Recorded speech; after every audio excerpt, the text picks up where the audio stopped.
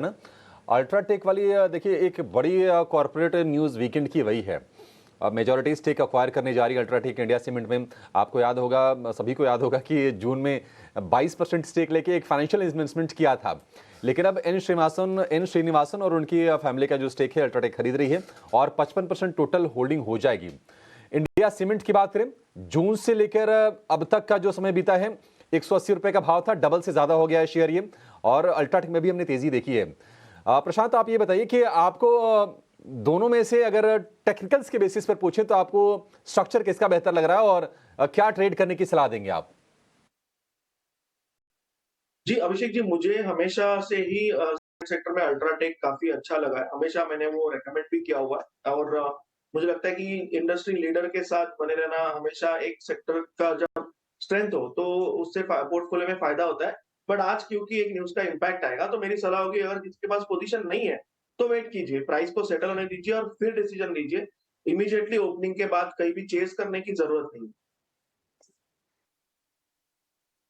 UltraTech cement, ICC bank पर देवांग आपसे view लेंगे। एसेट क्वालिटी बेहतर किया आईसीसी बैंक ने और एनआईआई में 17% की हेल्दी ग्रोथ है। मार्जिन हम देख रहे हैं कि हालांकि सपाट वहां पर हम देख रहे हैं 4.4 के आसपास है। लेकिन ब्रोकरेजेस की रिपोर्ट्स भी इस पर आई, जैसा कि गौरव बता रहे थे। आईसीसी बैंक को लेकर आईआईएफएल और नुआमा की रिपोर्ट है, दोनों की खरीदारी की सलाह है और नुआमा की जो टारगेट है वो 1450 रुपए के। आप बताइए, आईसीसी बैंक 1200 रुपए के आसपास के भाव, अ, किस तरह से इसमें आप मौके देख रहे हैं? क्या खरीदारी करनी है इसमें? आईसीआईसीआई बैंक की बात करें तो स्टॉक में एक सपोर्ट है। प्रीवियस जो सपोर्ट था स्टॉक ने वहीं पर एक वापस सपोर्ट लिया, तो पॉसिबल यहाँ से अपसाइड देखने मिल सकता है। 1250 तक के जोन है देखने मिल सकते हैं स्टॉक में। 1180 का एक स्टॉप लॉस यहाँ पे रखना। भी निकाल ली जब सारी चर्चा हो रही थी। मैं जल्दी जल्दी लूँगा, स्पीड से टेक्निकल एनालिस्ट का थोड़ा समय भी लूँगा और स्पीड से पता करूँगा।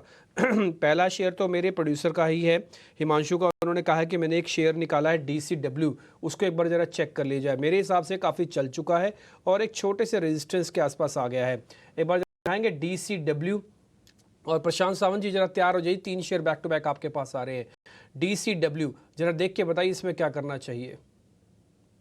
जी, यहाँ पे क्लियर कट आप अगर देखो तो 21 और 22 जून के बीच एक गैप था 60 के आसपास, 60 के आसपास। हम उसके नीचे ही क्लोज हुए, हालांकि उसके ऊपर ट्रेडिंग हुई थी बट क्लोज उसके नीचे हुए। तो मैं वेट करूंगा कि एक और क्लोज मुझे 62 के ऊपर चाहिए, 62 के ऊपर। ये जब हो तब हम लॉन्ग जा सकते हैं। स्टॉप लॉस रखेंगे 58 58 पे और वहां से टारगेट रखेंगे 75 75 का। वॉल्यूम्स इंक्रीज हो रहे हैं बट एक क्लोज 62 के ऊपर आए तो कन्विक्शन के साथ एंटर कर सकते हैं।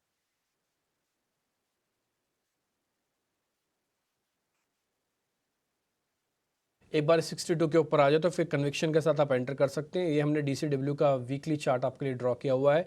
ये बढ़िया कैंडल है, सारे का सारा एनगल्फ हो गया है और उसके बाद लेकिन अब इसकी क्लोजिंग चाहिए 62 के ऊपर। एक बार आ जाएगी तो एक कन्फर्मेशन हो जाएगा इस पूरे ब्रैकेट का। कहोगे तो मैं आपके लिए भी कर देता हूँ। ये पूरे के पूरे चैनल का एक कन्फर्मेशन हो जाएगा कि यहाँ से ये ब्रेकआउट हो गया है, ये वाला हिस्सा। तो 62 के ऊपर एक बार आ जाए तो फिर बढ़िया होगा।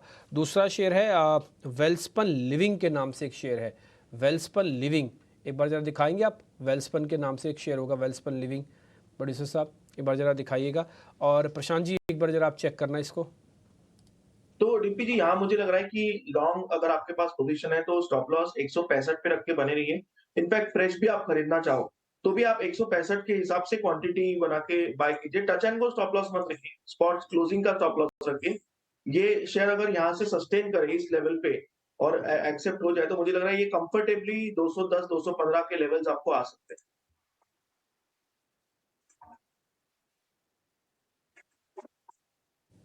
ठीक है, 215 तक के लेवल्स आ सकते हैं वेल्सपन के अंदर। अगर आप वेल्सपन इंडिया को चेक करेंगे, या वेल्सपन लिविंग इसका कई बार नाम है, वेल्सपन इंडिया कई लोग अभी भी इसको बोलते हैं।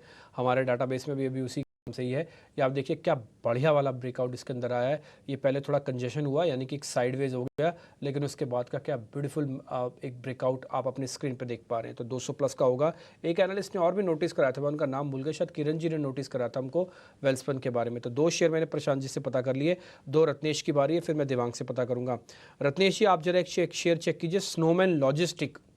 स्नोमैन लॉजिस्टिक, ये सारे के सारे शेयर ना अपनी लिस्ट बना लीजिएगा आप भी, और अपने वित्तीय सलाहकारों से पूछेगा। हम तो स्टैंडर्ड डिस्क्लोजर चला देते हैं, हमने डाटा के बेसिस पर चेक कर रहे हैं ये सारे के सारे शेयर। स्नोमैन लॉजिस्टिक एक बार जरा चेक करना।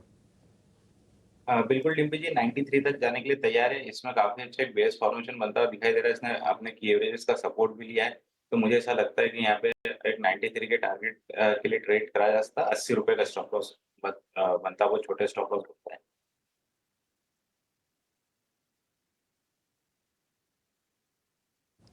फार्मा कंपनीज पे राय जानना चाहेंगे। हालांकि अब जो नतीजों की उम्मीद है वो अच्छी है, और साथ ही साथ हमने सिप्ला और डॉक्टर रेड्डीज के भी नतीजे देखे, दोनों ही नतीजे काफ़ी शानदार आते हुए दिखे।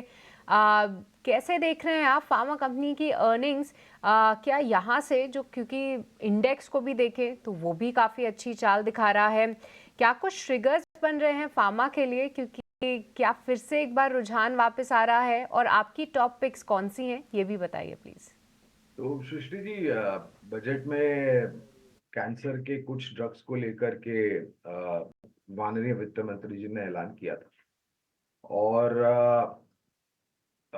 वास्तविकता ये भी है सृष्टि के भारतवर्ष जो हमारा देश है वो पूरी दुनिया के लिए दवाई की दुकान थी, है और भविष्य में रहेगा। ये भविष्य में रहने वाली बात मैं इसलिए कह रहा हूँ क्योंकि हमारे यहाँ पर जो उत्पादन क्षमता है, वैसी उत्पादन क्षमता खड़ी करने के लिए मेरे ख्याल से एक तो काबिलियत चाहिए और दूसरी तरफ तजुर्बा भी चाहिए, जो मेरे ख्याल से अंतर्राष्ट्रीय स्तर पर फिलहाल हमें दिखाई नहीं दे रहा है। ऐसे तो करीबन 6 या 8 कंपनियां हैं, लेकिन 4 अगर प्राथमिकता वाली कंपनियां अगर आप हमें पूछते हैं तो सिप्ला, सन फार्मा, डॉक्टर रेड्डीज और डीवीज लेबोरेटरीज, ये प्राथमिकता के आधार पर है। इसके अलावा जो मझौली कंपनियां हैं जैसे ऑरबिंदो फार्मा हो गया, नैटको फार्मा हो गया, जाइडस वेलनेस, जाइडस लाइफ, ये सब कंपनियां भी हमारी खरीदारी की सूची में।